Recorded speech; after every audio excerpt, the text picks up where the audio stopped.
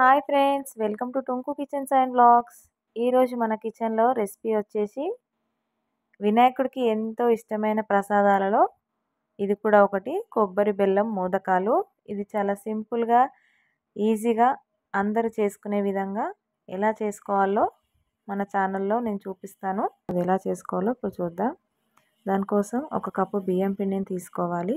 ఏ కప్పుతో అయితే తీసుకుంటామో అదే కప్పుతోనే నీళ్ళు కూడా కొలిచి తీసుకోవాలి. ఇప్పుడు స్టవ్ పైన కడాయి పెట్టుకొని ఆ వాటర్ కడాయిలో వేసేసుకోవాలి. ఇప్పుడు చిటికెడు సాల్ట్, ఒక చెంచా నెయ్యి కూడా వేసుకొని కలుపుకోవాలి. ఇప్పుడు ఈ వాటర్ మరుగుతున్నప్పుడు మనం తీసుకున్న బియ్య పిండిని కొద్ది కొద్దిగా వేసుకుంటూ కలుపుకోవాలి. ఉండలు కట్టకుండా కలుపుకోవాలి. ఇలా కలుపుకునే తర్వాత ఒక 10 నిమిషాలు అలా ఉడికించుకొని స్టవ్ ఆఫ్ చేసుకోవడమే. ఇది ఎక్కువసేపు ఉడికించుకోని అవసరం లేదు, ఒక 10 నిమిషాలు అయితే సరిపోతుంది. ఇలా స్టవ్ ఆఫ్ చేసుకున్న తర్వాత మూత పెట్టి పక్కన పెట్టుకోవాలి. మూత ఖచ్చితంగా పెట్టాలి, లేదంటే పిండి అనేది డ్రై అవుతుంది. ఇప్పుడు స్టఫింగ్ కోసం ఇక్కడ ఒక కప్పుతో కొలిచి తీసుకున్నాను పచ్చి కొబ్బరి. ఈ కొబ్బరి పొట్టు తీసేసి తీసుకున్నాను. కొబ్బరి లేతగా ఉంటే పొట్టు తీయనవసరం లేదు. నేను ఇక్కడ కొంచెం కొబ్బరి లోపల ముదిరింది కాబట్టి పొట్టు తీసేసి తీసుకున్నా. ఇలా కొలిచి తీసుకోవడం ఎందుకంటే స్వీట్ అనేది ఎక్కువ తక్కువ కాకుండా చూసుకోవడానికి. ఇప్పుడు ఇది మిక్సీలో వేసుకొని బరకగా మిక్సీ చేసి పెట్టుకోవాలి. తురిపి అయినా తీసుకోవచ్చు కొబ్బరిని, నేనైతే ఇక్కడ మిక్సీలో వేసుకున్నా. ఇప్పుడు ఒక కప్పు కొబ్బరి అయింది కదా తురుము, ఇక్కడ 3/4 కప్పు తీసుకున్నా. తీపి ఎక్కువ తినేవాళ్ళు 1 కప్పు బెల్లం తీసుకోవచ్చు.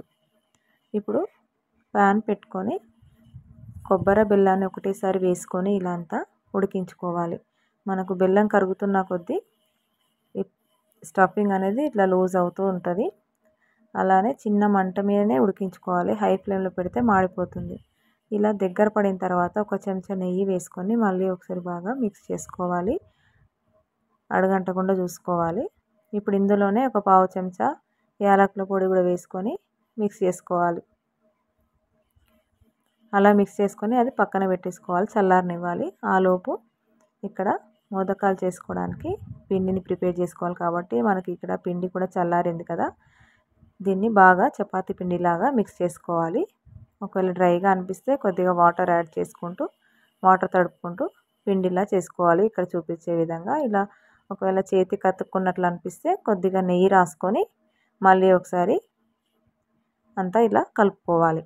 ఇప్పుడు ఇలా కలుపుకున్న పిండి నుంచి కొద్దిగా పిండిని తీసుకొని చిన్న చిన్న ఉండల్లా రౌండ్గా చేసుకోవాలి. ఫస్ట్ ఇలా రౌండ్గా చేసుకున్న తర్వాత ఇక్కడ చూపించే విధంగా చిన్న పూరిలా పల్చగా ఇలా రౌండ్గా తిప్పుకుంటూ వస్తే మనకు రౌండ్ షేప్ అనేది వచ్చేస్తుంది. ఇలా రౌండ్గా చేసుకున్న తర్వాత ఆ స్టఫింగ్ ఇందులో పెట్టుకోవాలి. ఈ పిండి ఎంత పల్చగా ఇలా వస్తేనే మనకు మోదకాలు అనేవి అంత టేస్టీగా ఉంటాయి.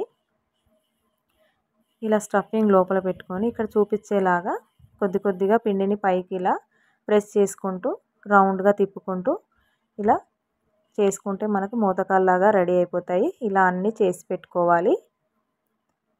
చూసారు కదా, లేదంటే మోల్డ్స్ కూడా దొరుకుతాయి మోదక్వి, అలా అయినా చేసుకోవచ్చు ఇలా చేయరాని వాళ్ళు. ఇప్పుడు స్టవ్ పైన ఒక గిన్నెలో నీళ్లు పోసుకొని దానిపైన ఇలా చిల్లులు గిన్నె దానికి నెయ్యి రాసి పెట్టుకోవాలి. ఇప్పుడు చేసుకున్న మోదకాలన్నీ అందులో పెట్టుకొని మూత పెట్టేసి ఒక 10 నిమిషాలు అలా స్టీమ్ చేసుకోవాలి, ఆవిరి పట్టుకోవాలి. ఒక 10 నిమిషాల తర్వాత స్టవ్ ఆఫ్ చేసి వెంటనే తీయకుండా ఒక 10 నిమిషాలు అలా వదిలేయాలి. దాని తర్వాత తీసి చూస్తే చూసారు కదా ఎంత బాగా వచ్చాయో మోదకాలు, చాలా షైనీగా చాలా పర్ఫెక్ట్గా వచ్చాయి. చూసారు కదా ఫ్రెండ్స్, మీరు కూడా ఈ వినాయక చవితికి మీరు కూడా ట్రై చేయండి. అలాగే ఈ వీడియో నచ్చినట్లయితే please like, share, subscribe my channel. Thank you for watching.